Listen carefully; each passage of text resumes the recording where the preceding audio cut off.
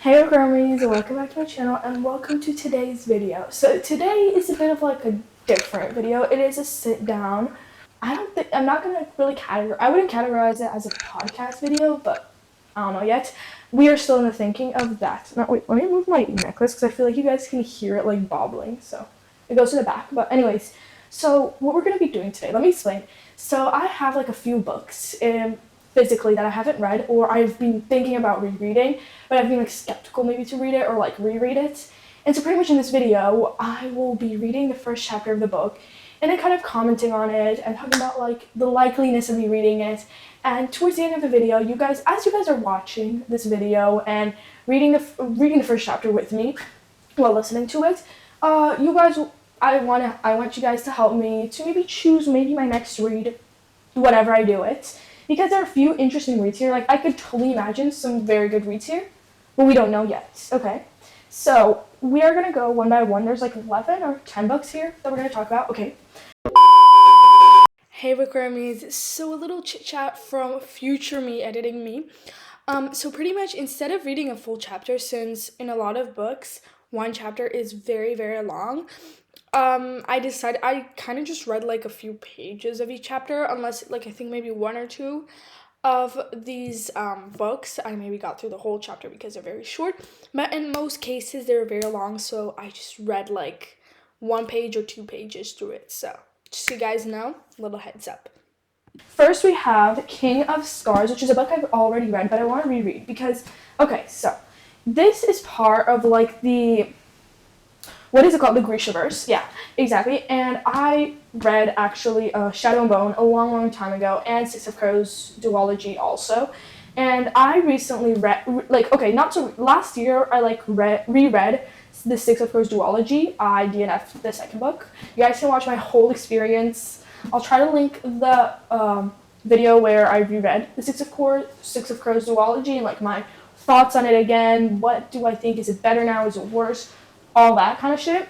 And also, a few months ago, I did a reread of the Shadow and Bone trilogy, but the only one truly left is the King of Scars duology, if I do decide to reread it. Because the first time I read it, I didn't love the duology, but I didn't hate it. But I was like, but then I saw how, like, Jamie Falk read it, and she was like, I love the book, but, like, I've seen everybody, like, kind of pretty much hate on it. So I want to see, is this still a bad book? Do I still not like it? Is it still as bad as I thought of it as the first time? Because I just remember not really loving it. So pretty much, I'm just going to read now the first chapter. Also, I remember, maybe it was because like I tried like annotating. More like I would like put summaries for each chapter. I don't think that really helped. I only did that at the start, and then I stopped because I understood how it just didn't really match what I wanted to do. So there's that. But here we have it. Okay, here's the first one. Also, guys, if you haven't read really, like the first book, well, I don't think this is a big spoiler towards the series, but if it is, I will put where to go to if you guys have not read the Shadow and Bone trilogy and the Six of Crows duology. Okay, but anyways, so here we have the first chapter, which is by Dima. Okay, so Dima heard the barn door slam before anyone else did. Inside the little farmhouse, the kitchen bubbled like a pot on the stove, its windows shut tight against the storm, the air in the room warm and moist. The walls rattled with the rowdy din of Dima's brothers talking over one another as his mother hummed and thumped her foot to a song Dima didn't know. She held the torn sleeve of one of his father's shirts taut in her lap, her needle pecking at the fabric in the uneven rhythm of an eager sparrow, a skein of wool thread trailing between her fingers like a choice worm. Dima was the youngest of 6 boys, the baby who had arrived late to his mother, long after the doctors who came through their village every summer had told her there would be no more children. An unexpected blessing, Mama liked to say, holding Dima close and fussing over him while the others had gone off to their chores. An unwanted mouth to feed, his older brother, Pyotr Lutzir. I don't know how to say the name, okay, guys? Sorry. Okay, so that's kind of like the main part, and okay, so this is like the first chapter is like about Dima, but the actual story is about Zoya Nazalensky and Nikolai Lantsov, and I loved Nikolai Lantsov in like the main trilogy, but yeah, there's that. So I'm not gonna read the rest of it, but like this is a part of the first chapter because this chapter is long, and I'm already tired from reading it. But here is the first chapter of this. Now. So, there's King of Scars by Leigh Bardugo. Now let me choose a random book. I want to choose maybe one I haven't read yet. Okay, there's So I found this actually. So I have like another mini library downstairs, like of my parents and their books and stuff. But I was like looking through some of the books like like a while ago, and I found this book called The Hitchhiker's Guide to the Galaxy by Douglas Adams.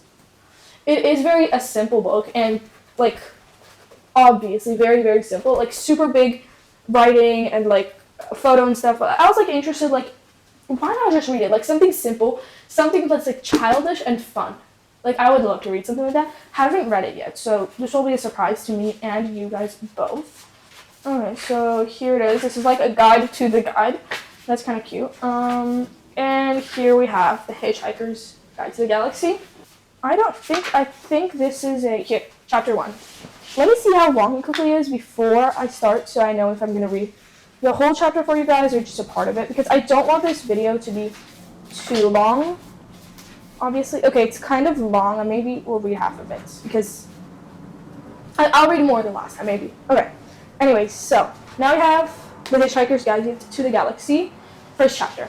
The house stood on a slight rise just on the edge of the village. It stood on its own and looked out over a broad spread of West Country farmland. Not a remarkable house by any means. It was about 30 years old, squattish, squarish, made of brick, and had 4 windows set in the front of a size and proportion which more or less exactly failed to please the eye. The only person for whom the house was in any way special was Arthur Dent, and that was only because it happened to be the one he lived in. He had lived in it for about 3 years, ever since he had moved out of London, because it made him nervous and irritable.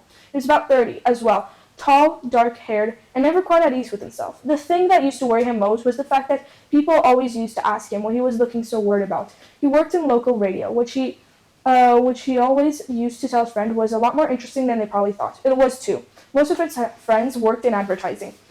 On Wednesday night, it rained very heavily. The lane was wet and muddy, but the Thursday morning sun was bright and clear as it shone on Arthur Dent's house for what was to be the last time. It hadn't probably registered yet with Arthur that the council wanted to knock it down and build a bypass instead.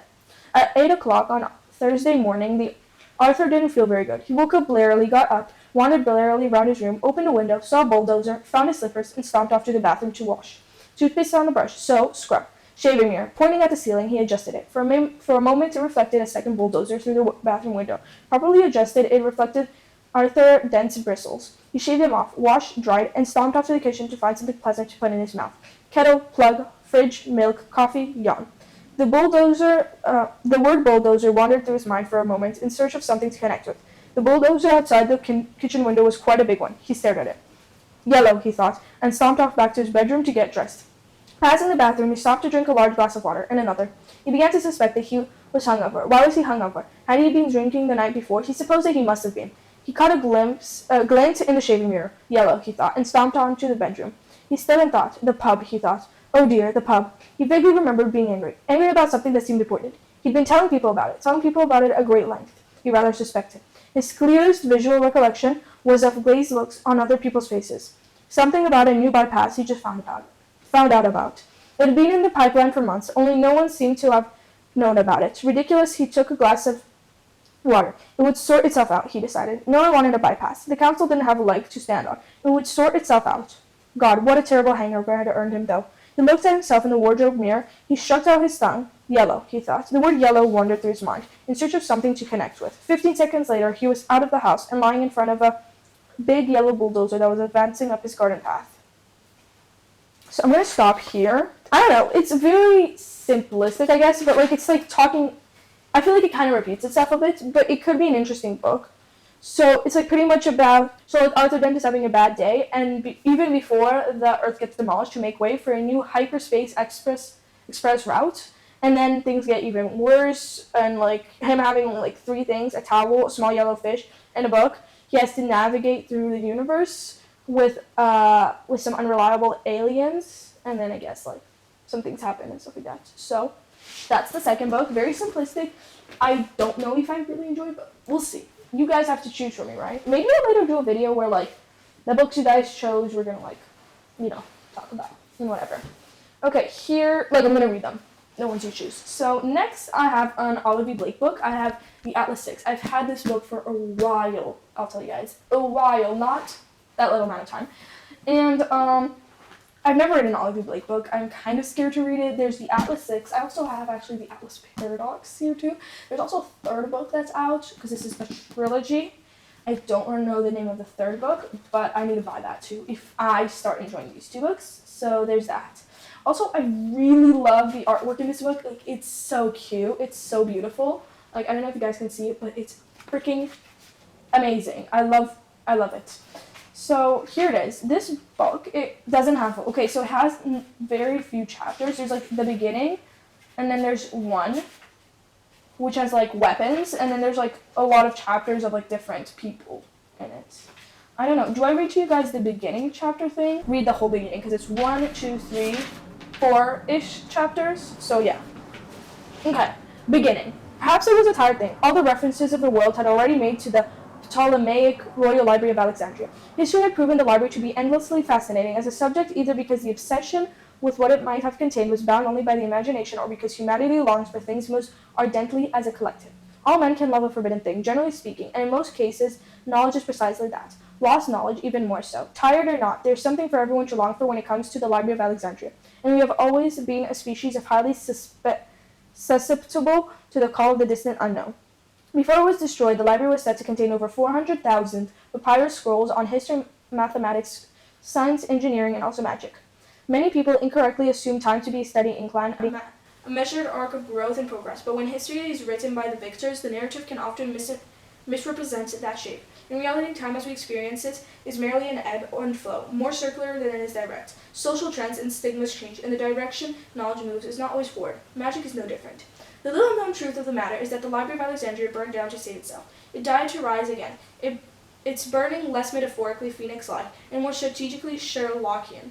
When Julius Caesar rose to power, it became obvious to the ancient caretakers of Alexandria that an empire could sit successfully only upon a chair and of 3 legs: subjugation, desperation, and ignorance. They knew, too, that the world would forever be besieged by similar pursuits of despotism, and therefore determined that such a valuable archive would have to be carefully hidden in order to survive. It was an old trick, really.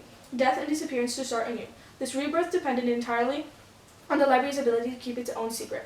The Medeans, the most learned among the magical population, were permitted to use the knowledge of the library so long as those Medeans also accepted an obligation to care for it. In the society that grew from the library's remains, privileges for its members were as unmatched as their responsibilities. All the knowledge the world possessed existed at their fingertips, and all they had to do in return was nurture it, make it grow. As the world spread, expanding beyond the libraries of Babylon, Carthage, Constantinople to the collections of Islamic and Asian libraries lost to imperialism and empire, so did the Alexandrian archives, and as Median influence expanded, so did the so-called society itself. Every 10 years, a new class of potential initiates were chosen to spend 1 year in training, learning the functions of the archives, and would eventually become a lifelong craft. For 1 year, each individual selected for the society lived, ate, slept, and breathed the archives and their contents. At the end of the year, 5 of the 6 potential candidates were inducted. They would regularly pursue an independent course of study for an additional year at the library before being presented with the opportunity and stay and continue to work as researchers, or more likely to accept a new offer of employment. Alexandrians typically went to be political leaders, patrons, CEOs, and laureates. What awaited in Alexandria after initiation was wealth, power, prestige, and knowledge beyond their wildest dreams, and thus to be chosen to sit for the initiation was the first in a lifetime of endless possibility. That was what Dalton Ellery relayed to the recent class of candidates, none of whom had been informed why they were there or what they would be competing for. Likely they didn't yet grasp that by the virtue of standing in the room, Dalton Ellery was himself a uniquely skilled Median, the likes of which they would not encounter again for generations, who had chosen this path over the many years he might have taken. He, like them, had once discarded the person he might have been and the life he might have lived, which would have been ordinary by comparison, most likely. He would have had a profession of some sort, perhaps even a lucrative one, folding into the mortal economy in some useful way. But witnessing nothing like what he had seen by virtue of his acceptance of the society's offer, alone he might have done exceptional magic, but would have fallen shy of the extraordinary. Inevitably, he would have succumbed to mundanity, to struggle, to boredom, as all humans eventually did. But now, because of this, he wouldn't. The pittances of a small existence would count among the many things he would never again risk since he took the seat in this room 10 years prior. Dalton looked out of their faces and imagined again the life he might have lived, the lives they all might have lived, had they never been offered such riches. Eternal glory, unparalleled wisdom. Here they would unlock the secrets the world had kept from itself for centuries, for millennia. Things that no ordinary eye would ever see, and that no lesser mind could possibly understand. Here at the library, their lives would change. Here their former selves would be destroyed, like the library itself, only to be built back up again. and hidden in the shadows, never to be seen except by the caretakers, by the Alexandrians, and by the ghost of lives uncrossed and past untaken. Greatness isn't easy, Dalton didn't say. Nor did he take the greatness, nor did he add that greatness was never offered to anyone who couldn't stand to bear it. He merely told them of the library, of their paths to initiation, and of what stood within reach, if only they had the courage to reach out and grasp it. They were entranced, as well as they should be. Dalton was very good at breathing life into things, ideas, objects. It was a subtle skill, so subtle it did not appear to be magic at all, which made him an exceptional academic. In fact, it made him the perfect face for the new class of Alexandrians. Okay guys, I just found out that my microphone died. I don't know which one was first, but one of them was. I'm sorry for that. You guys will have to live with this audio, which is shit audio. I know. I'll try to add at least a part. Okay, so he knew even before he started talking, and that they would all accept the offer. It was a formality, really. Nobody turned down the Alexandrian society. Even those pretending disinterest would be unable to resist. They would fight, he knew, tooth and nail to survive the next year of their lives, as if they were as steady, fast, and talented as the society presumed them to be. Most of them would. Most of them. Now, so this pretty much, it's talking about the story. So I think pretty much, don't quote me on this, but it's pretty much I'm guessing it's 6 candidates there will be, and we'll get all of their POVs in here, and we're just going to see how they're learning, what they're learning. And I feel that's going to be interesting because I love an academic kind of book where we're learning a lot. I'm not really a lyrical person, but I like if it's a lot of knowledge related shit. I feel that's really cool. And there's also the moral of the story, so I feel I want to read it for you guys. Okay, so the moral of the story is this. Beware the man who faces you unarmed. If in his eyes you are not the target, then you can be sure you are the weapon. That's kind of cool. Do what you like with this information, but this is interesting, but we haven't actually met the characters. We've learned what's going to happen. What's the idea of the story? Next we have the Final Empire. It's in Hebrew, yes, and it's fucking fat, which is one of the reasons why I never read it. It's heavy, but it's 500 pages, so it's not too horrible. Well, at least that's what it says. Around almost 600 pages. But it seems really interesting. This is the first in a trilogy. At least of what I've seen, it's a trilogy. And this is by Brandon Sanderson, which he is known as the King of Fantasy.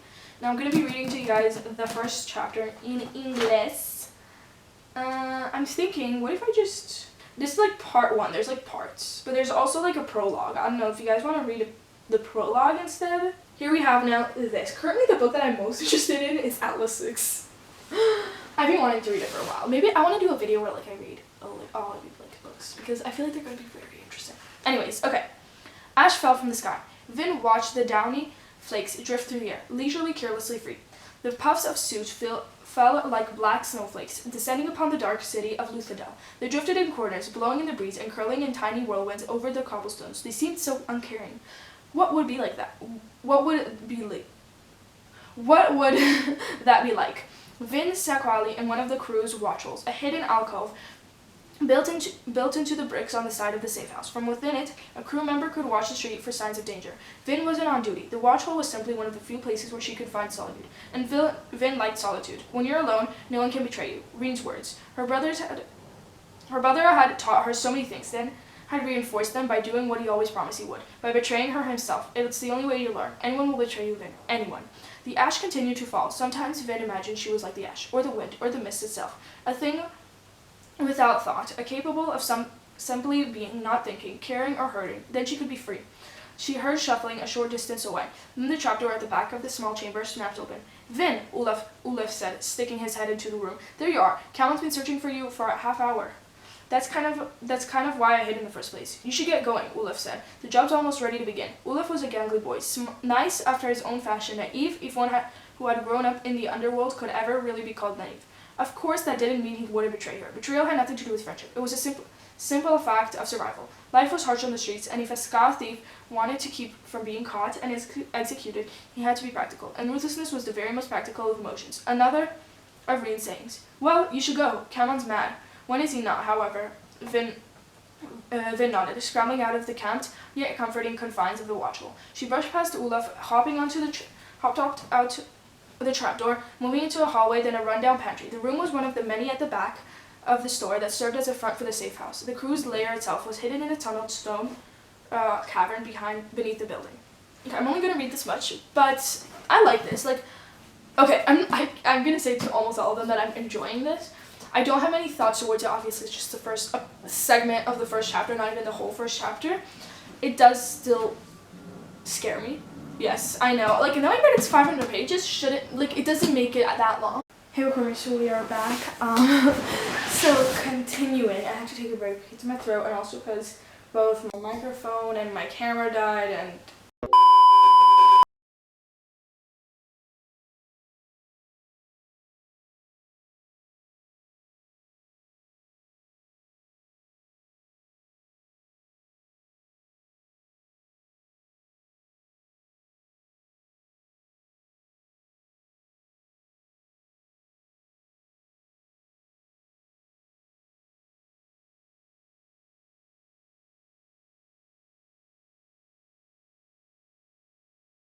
okay, anyways, so next book we have is Catherine Center. I've read this book, so this is one of the reread books, not counting King of Scars. There's also one more.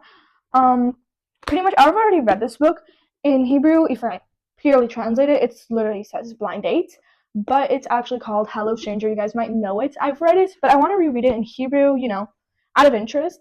And also because I really enjoyed this book, so I really wanted also a physical copy of the book because it's just so good. But pretty much here is the first chapter. Okay, I'm very sorry if my throat starts really drying up because I'm literally dying. Okay, chapter 1. First person I called after I found out I'd placed in the North American Portrait Society's huge career-making yearly contest was my dad, which is weird because I never call my dad, not voluntarily anyways.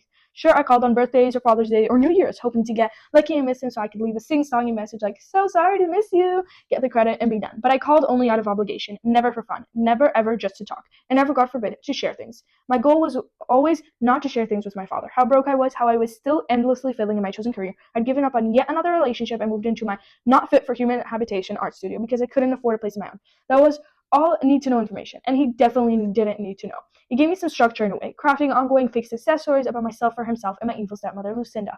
I was always doing great, or crazy busy, or thriving so much. I didn't actively make things up. I just worked devoutly to obscure the truth. The truth was, I defied all my dad's instructions 8 years before, dropping out of pre-med and switching in my college majors to fine arts.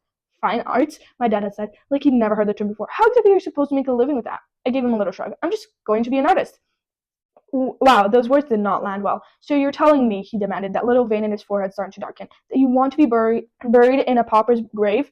I frowned. I wouldn't say I want that. It's possible my dad wanted me to be a doctor because he was a doctor. It's possibly my dad didn't want me to be an artist because my mom had been an artist. We didn't talk about it. He went on. You're throwing away a good career, a good living, so that you can waste your life doing something that doesn't matter for no money. When you put it that way, it sounds like a bad idea. It's a terrible idea, he said. Like that was all there was to it. But you're forgetting two things, I said. My dad waited to be enlightened. I don't like medicine, I said, counting off my fingers. And I do like art. So suffice it to say, he didn't think any of that was relevant. That he went on to imply that I was spoiled and foolish and had never known true suffering, even though we both knew on that last one, at least, he was lying. Anyway, it didn't matter. He didn't get to decide what I did with my life. I was the one who had to live it after all. Dad was not a big fan of losing. Don't ask me for help when you're broke, he said. You're on your own path. If you choose this path for yourself, then you have to walk it. I shrugged. I haven't asked you for help since I was 14. At that, my dad stood up, scooting back his cafe chair with a honk that announced he was done. Done with this conversation, and possibly done with fatherhood as well. I still remember the determination I felt as I watched him leave. It seemed almost quaint now. I'll show you, I remember thinking with the self-righteous fire in my eyes. I'll make you wish you'd believed in me all along. Spoiler alert, I did not show him. At least not so far. That was 8 years ago. I got in that BFA in fine arts. I graduated all alone, and then I marched past all the families taking proud pictures, and then I'd driven triumphantly out of the university parking lot in my banged up Toyota that my friend Sue and I had painted hot pink with flames for the arts card parade. And then I embark on many endless years of not showing him. Okay, I'm just gonna stop there because the chapter is a bit longer than that. But I really love this kind of vibe. This writing is very cute. It's very simplistic, but it's just so perfect. Like I love the character's mindset. Where she's like, yeah, my father doesn't think that. But, like the way that she describes how like parents, yeah, they want the best for you, but at the same time they're like, oh my god, like they would never prove it. I don't know how to explain it, but it just explains so well the family dynamic. And she does struggle through a lot through this book. I already know this does have some medical stuff also to do with that book, but I really, really loved it the first time that I read it, and I want to reread it to kind of see if I still feel the same way about this specific book because this was, I think, my first Catherine Center book, and I just want to I just want to see. I just want to see what I think about it. But the writing style is very easy to breeze through and very fun. So we have that. Next book, we have another romance. We have Love Unwritten by Lauren Asher. This is the last reread book, kind of. So I've already read this book, and I've also reread Love Redesigned. And during the reread, I was like annotating, and that's what I kind of want to do with this book if I do decide to reread it. Maybe I'll also do with like the same thing with like my other rereads, but like I don't know yet. King of Scars probably not, but maybe also Hello Stranger. But anyways, Love Unwritten, it is a romance. It's the second one in the series, but no spoilers whatsoever, so don't worry about that. This is about Raphael and Ellie. It is a single dad nanny story romance, I know. And I remember reading this, and it was so fun. It was so cute. I loved the child. But anyways, here it is. There are a few. Okay, I really love this. So there's like a playlist for the book, so that's like amazing. Then there's also content warning, but like there's not much. It's mainly that it's like, yes, it's spicy. And there's also this in the physical copy of the book, which is like the ultimate Hawaii packing list. It's so cute and so aesthetic because they go on like this trip. And also the dedication, so cute. To those who see themselves as broken, I hope you find someone who admires your scars for what they are, a sign of your struggle and a testament to your strength. Love that. So anyways, I'm going to start reading chapter 1, which is in Ellie's point of view. I don't think I'm not going to read the whole chapter to you guys. It's quite long. Also, it is a floppy book, which I love. So if I do decide to reread this, that's something to add to the plus side, to the pro side. Anyways, chapter 1. Unbelievable. Being a glutton for punishment, I continue scrolling through the article on my computer, ignoring the way my stomach tightens with every line of betrayal. America's sweetheart and world-renowned folk star Ava Rhodes is expected to release her sophomore album this summer with MIA Records. The record label first discovered her during an open mic night at a local Los Angeles bar where Darius Larkin found the future breakout star singing a cover of Liza Stolen Lullabies. Later that year, Ava released her critically acclaimed debut album, Looking Glass, which skyrocketed her career and won a Grammy. The journalist goes on to boast about Ava's success for his album, which shot her to stardom and won Album of the Year. It was an album I helped co-write, although the public doesn't know since my name was never listed in the production credits. The dull pain in my chest returns, all thanks to the invisible dagger Ava embedded in my back a year ago. Everything okay? I look up and find myself pinned in place by a pair of rich brown eyes. The color and deep undertones might be warm and welcoming, but the man they belong to is anything but. After working for Rafael Lopez as his son's live-in nanny for 8 months, I thought I would have gotten used to his intimidating gaze, but it still holds the same power over me now as it did when I first met him. Objectively speaking, my boss is handsome, with a face that belongs on a magazine cover, a deep voice that drips with quiet authority, and enough height and muscle mass to make me, the town's resident tall girl, feel small and dainty. He checks every box. Hot single daddy with more emotional baggage than London's Heathrow Airport during Christmas. Check.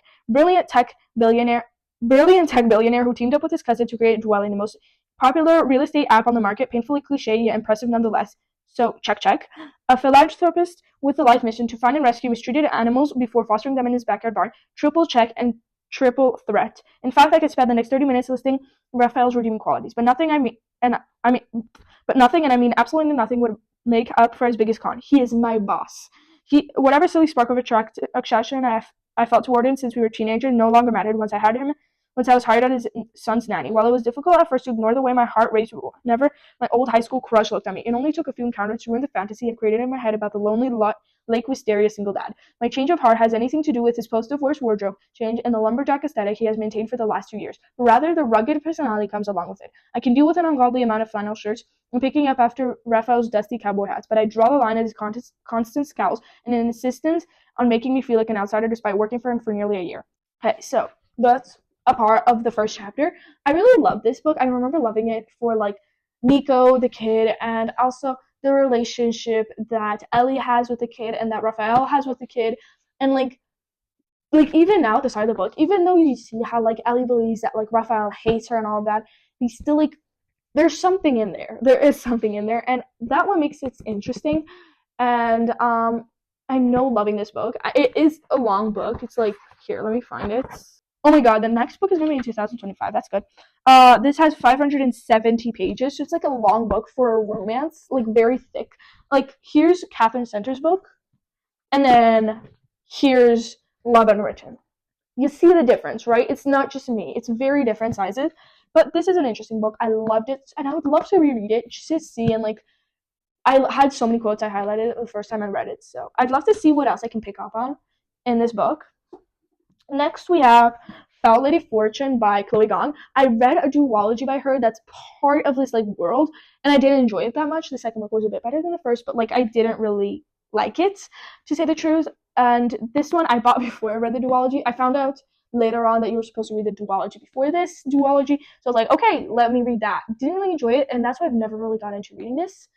But now let's see, maybe it's gonna be a good one, and I want to know. Okay, so we have the prologue, obviously. I'm gonna go with reading the prologue for you guys because it's not too long. Though it is not gonna tell me a lot, but whatever. Anyways, so also there's like a quote before the prologue, and it's time travels in diverse paces with diverse persons. I'll tell you who time ambles withal, who time trots withal, who time gallops withal, and who he stands still withal. This is by Shakespeare, and it's from As You Like It. Okay, the prologue, 1928. Out in the countryside, it doesn't matter how loud you scream. The sound travels through the warehouse, echoing once over in the tall ceiling slats, booming through the space and into the dark night. When it escapes, it emerges into the howling wind until it is only another part of the storm that rages outside. The soldiers shuffle nervously towards the warehouse entrance, pulling at the heavy door until its sides closed. Though the rain falls heavily enough that it has already soaked onto the flooring and stained the concrete in a dark semicircle. The faintest whistle of a train comes from a distance, despite the infinitesimal chance it will be caught by any soul passing by. The instructions were clear. Guard the perimeter. No one can know what is happening here. What is the final verdict? Successful. I think it's successful. The soldiers are spread out around the warehouse, but two scientists stand around a table at the center. They stare impassively at a scene before them. At the test subject, strapped down by thick buckles, forehead bedded with sweat. Another convulsion tears through the subject from head to toe, but their voice has grown hoarse from screaming, and so their mouth merrily pulls wide and soundless this time. Then it works. It works. We have the first part complete now. One of the scientists, putting a pen behind their ear, signals to a soldier who approaches the table to release the buckle in turn. All those on the left, then all those on the right. The buckles drop, metal clanging to the floor. The subject tries to roll over, but they panic, jerking too hard and tipping off the table instead. It is a terrible sight. The subject lands in a sprawl at the scientist's feet. And heaves for a breath, heaves and heaves like they cannot fill their lungs properly, and perhaps they never will again. A hand comes down upon the subject's head. The touch is gentle, almost tender. When the scientist peruses their work, smoothing at the subject's hair, their expression is set with a smile. It's all right, you mustn't struggle. The syringe appears. Under the tall light, the needle glints once, as the plunger goes down, and again as the red substance inside disappears right into soft skin. The pain is immediate, a liquid blaze, overwhelming every nerve settled in its path. Soon it will reach where it needs, and then it will feel like being unmade. Outside, the rain pours. It drips through cracks into the warehouse, puddles growing larger and larger.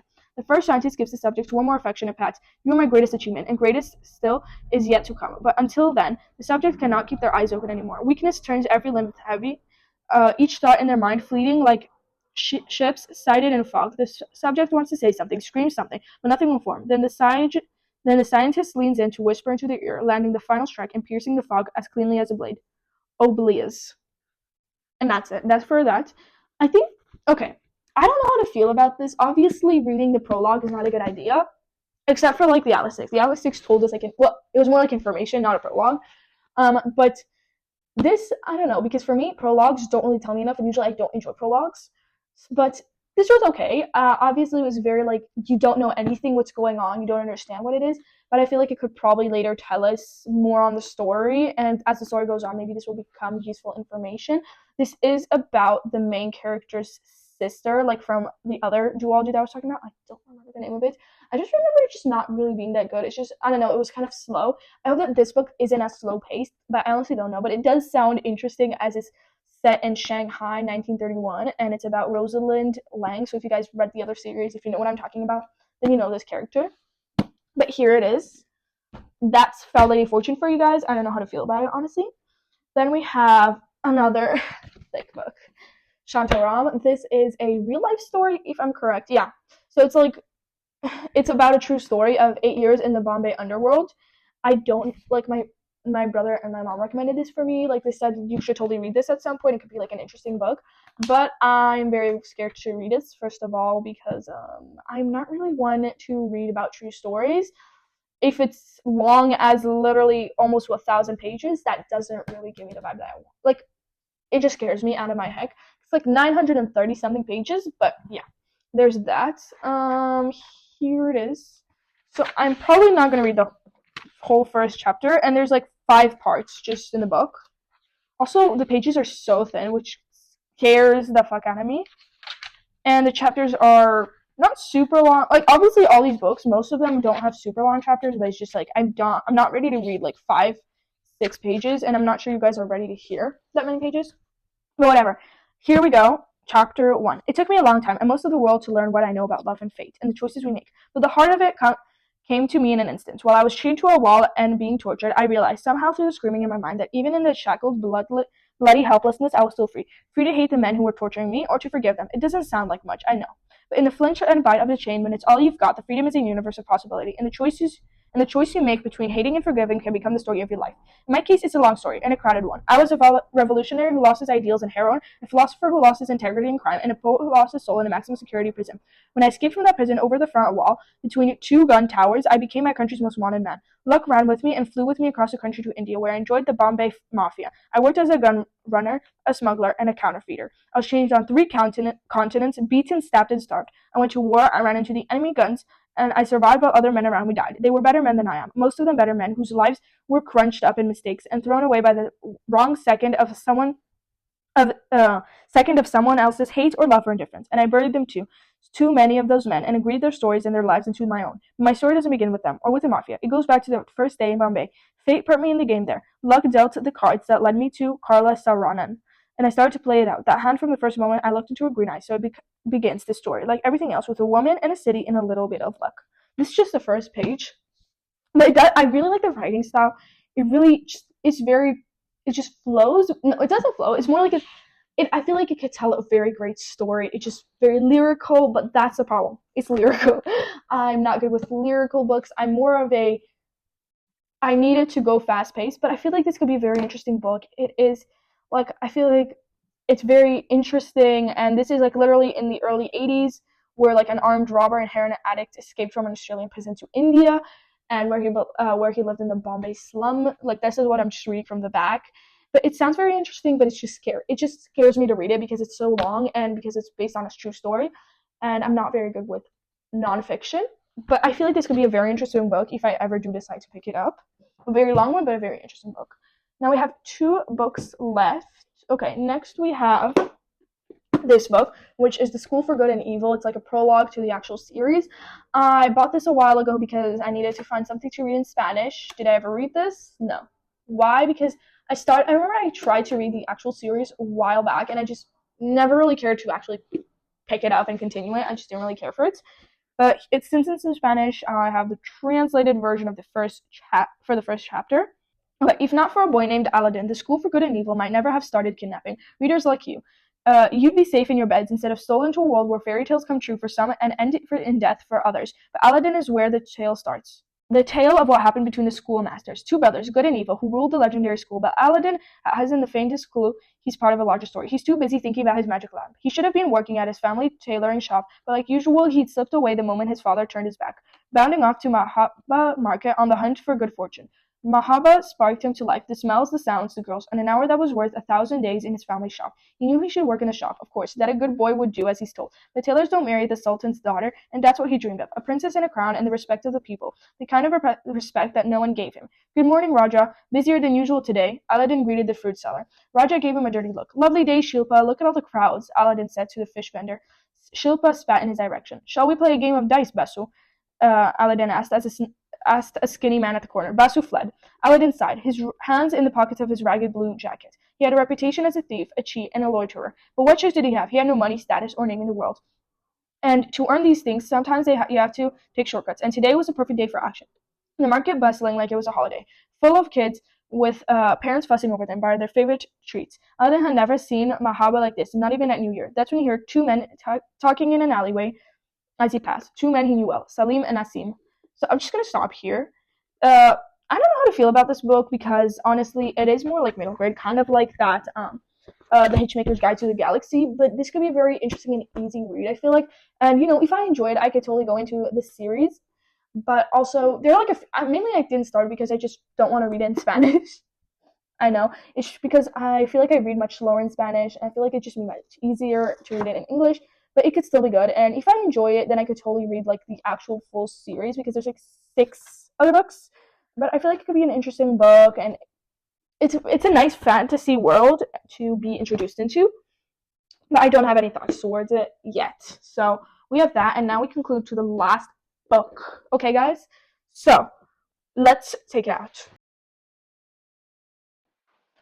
Okay, so now we are here with the last book, which is another Olivia Blake book, which is One for My Enemy. I started seeing this after, who was it? I'll write down her name, but it's a booktuber, and she made a whole video where she read all of, like, a lot of Olivia Blake's books. She read The Atlas Six, I remember, One for My Enemy, and all that. And she said that this book is amazing. It is lyrical, but it's just so beautiful, and like she even got like one of the things tattooed, one of like the quotes. And I just feel like it could be so interesting, and like I don't too much, actually I don't know anything about it. It does also have drawings in there, which love that, love those.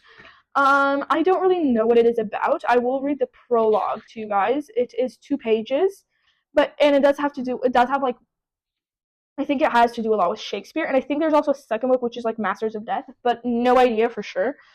If it ends in a cliffhanger, then I'll know for sure, but we'll see. So it's about like 2 rival witch families fighting for the upper hand. That's kind of like the idea that I currently have. So let's read the prologue. Many things are not what they appear to be. Some things, though, try harder. Baba Yaga's Artisan's Apothecary was a small store in Lower Manhattan that had excellent, mostly female, Yelp reviews and an appealing, enticing storefront. The sign itself a bit of a marvel in that it was not an elegantly backlit sans serif, carried with it a fanciful sense of whimsy, not unlike the brightly colored bath bombs and luxury serums inside. The words Baba Yaga were written in sprawling script over the carved shape of a mortar and a pestle, in an effort to mimic the old world character herself. In this case, to say the store was not what it appeared was an understatement. I just love it here, one of the Yelp reviews exclaimed. The products are all wonderful. The store itself is small, and its products change regularly, but all of them are excellent. Duane Reade has more if you're looking for the typical drugstore product, but if you're looking for the perfect handmade scented candle or a unique gift for a friend or coworker, this would be the best place to go. The hair and nail supplements made my pitiful strides twice as long in less than a year, one reviewer crooned. I swear this place is magical. Customer service is lovely, which is such a rarity in Manhattan, one of server contributed. I've never met the owner, but her daughters, 1 or 2 of which are usually around to answer questions, are just the most beautiful and helpful young women you'll ever meet. The store is never very full, one reviewer commented blithely, which is odd considering it seems to do fairly well. The store is an absolute gem, said another, and a well-kept secret. And it was a secret within a secret, in fact. Elsewhere, southeast of Yaga's Apothecary on Bowery, there was an antique furniture store called Koschis. The store, unlike Baba Yaga's, was by appointment alone. The storefront always looked so cool, but the place is never open, one review complained, giving the store 3 stars. On a whim, I tried calling to arrange a time to see one of the items in the window, but couldn't get in touch with anyone for weeks. Finally, a young guy, one of the owner's sons, I believe, brought me in about 20 minutes, but almost everything in the store was already reserved for private clients. That's fine, obviously, but still, it would have been nice to know it in advance. I fell in love with a small vintage chest, but was told it wasn't for sale. Really expensive, contributed another reviewer. You're better off going to IKEA or CB2. The store's sort of creepy looking, another reviewer added. There always seem to be weirdos moving around in and out. 2. All this stuff looks really cool, but the store itself could use a facelift. And almost like they don't want customers, groused a more recent review. And they were right. Koschy did not want customers, at least not the kind of customers who was looking for him on Yelp. So that's kind of the idea we have. There's also like a literal 2-page thing where it like talks about like the characters. So it's kind of giving me, okay, I have to say this. It's kind of giving me Shakespeare vibes, but not in a good way because, okay, I'm not very a Shakespeare girl because I'm not very lyrical in that sense, and I don't know, I've never really had a love for it. And I remember how like it literally has like before you start the book, there's like about the characters, the summary of each act and each scene, and I'm like, oh my god, and it's kind of giving me the same vibe, which is one of the reasons it scares me to read it. But at the same time, I feel like it can be so cute and so lyrical. And also, I want to tell you guys like the Act 1 thing. So it's like madness most discreet. Love is a smoke made with the fumes of sigh, being purged a fire sparkling in lovers' eyes, being vexed to see nourished with loving tears. What is it else? A madness most discreet, a choking gall, and a preserving sweet. Romeo to Benvolio from Romeo and Juliet, Act 1, Scene 1. And then here we have like the drawing we get, and then it's like 1.1 and stuff like that. So there's that, but it is giving me very Shakespeare vibes, which is one of the reasons why I'm scared. And it also is giving me very lyrical vibes, which is another reason I'm scared of the book because as I talked to you guys before during when I was talking about the Atlas Six, I'm not a lyrical person. I need things to go very fast paced. If there's a lot of descriptions, it kind of gets in my head, and I'm like, I just want to kind of know what's going on. That's why fantasy is such a good book for such a good genre for me because it's usually fast paced and it's very like getting to the point kind of vibe. Obviously, there's like plot twists and shit, but this seems very good. But honestly, I have no idea because this, like, literally, the prologue doesn't really tell us much about the story, and I don't really see how it's like two rival witch families, but it could be like those two stories have to do with like the witch families. One witch family owns one, and another one owns another. So there's that. Obviously, now here we have all of the books, guys. Wait, let me try to lift it. I want to do this for you guys. Oh my god, not easy. I'll tell you guys. I do not go lifting shit, but here you go. One of the books is the other. Two of the books are on the other way around, but fine. That's okay. But anyways, here we have it, guys. All of the 1, 2, 3, 4, 5, 6, 7, 8, 9, 10 books as I read the first chapter of them. I hope you guys enjoyed seeing me read the first chapter of them. I hope you didn't get bored from hearing about each chapter. I'm going to speed it up, obviously, afterwards. But from all of these chapters, guys, tell me which one you guys got interested in the most, which ones you guys really want to see me read or reread in some cases. I hope you guys enjoyed today's video, and I guess I'll see you guys next time. Bye!